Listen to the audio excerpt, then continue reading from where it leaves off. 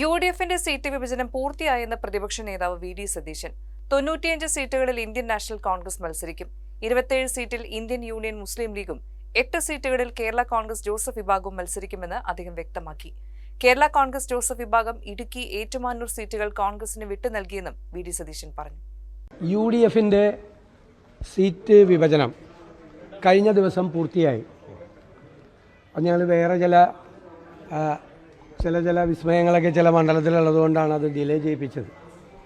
അപ്പോൾ അതനുസരിച്ച് 95 സീറ്റുകളിൽ ഇന്ത്യൻ നാഷണൽ കോൺഗ്രസ് മത്സരിക്കും. 27 സീറ്റുകളിൽ ഇന്ത്യൻ യൂണിയൻ മുസ്ലിം ലീഗ് മത്സരിക്കും. 8 സീറ്റുകളിൽ കേരള കോൺഗ്രസ് ജോസഫ് വിഭാഗം മത്സരിക്കും.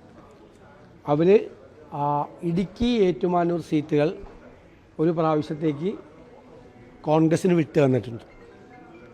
മാത്രമല്ല തൃക്കരിപ്പൂർ അവർ മത്സരിച്ച തൃക്കരിപ്പൂർ സീറ്റ് കോൺഗ്രസ്സിന് വിട്ടു തരികയും പകരം ഞങ്ങൾ അവർക്ക് കാസർഗോഡ് ജില്ലയിലെ തന്നെ കാഞ്ഞങ്ങാട് അവർക്ക് വിട്ടുകൊടുക്കുകയും ചെയ്തിട്ടുണ്ട്. RSP 5 സീറ്റുകളിലാണ് കഴിഞ്ഞ പ്രാവശ്യം മത്സരിച്ചത്. ആ 5 സീറ്റുകളിലും ഇപ്രാവശ്യം അവർക്ക് കൊടുത്തിട്ടുണ്ട്.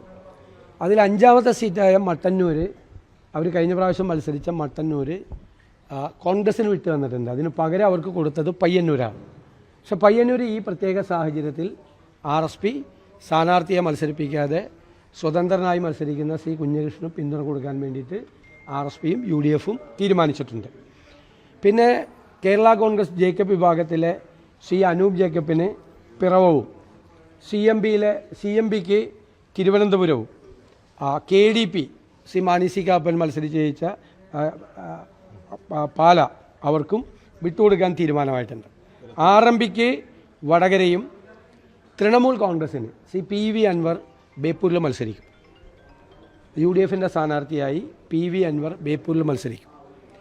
അങ്ങനെ 140 സീറ്റുകളുമാണ് ഇത് ചെയ്തിരിക്കുന്നത്. കോൺഗ്രസ്സിന് കിട്ടിയ 95 സീറ്റുകളിൽ ഉള്ള സ്ഥാനാർത്ഥികളെ നമ്മൾ തീരുമാനിക്കും. സ്വതന്ത്രരെ പിന്താങ്ങേണ്ട മണ്ഡലം ഏതെല്ലാമാണെന്ന് കോൺഗ്രസ് സെൻട്രൽ ഇലക്ഷൻ കമ്മിറ്റിയുടെ അനുവാദത്തോടു കൂടി ഇന്ന് തീരുമാനമെടുക്കും.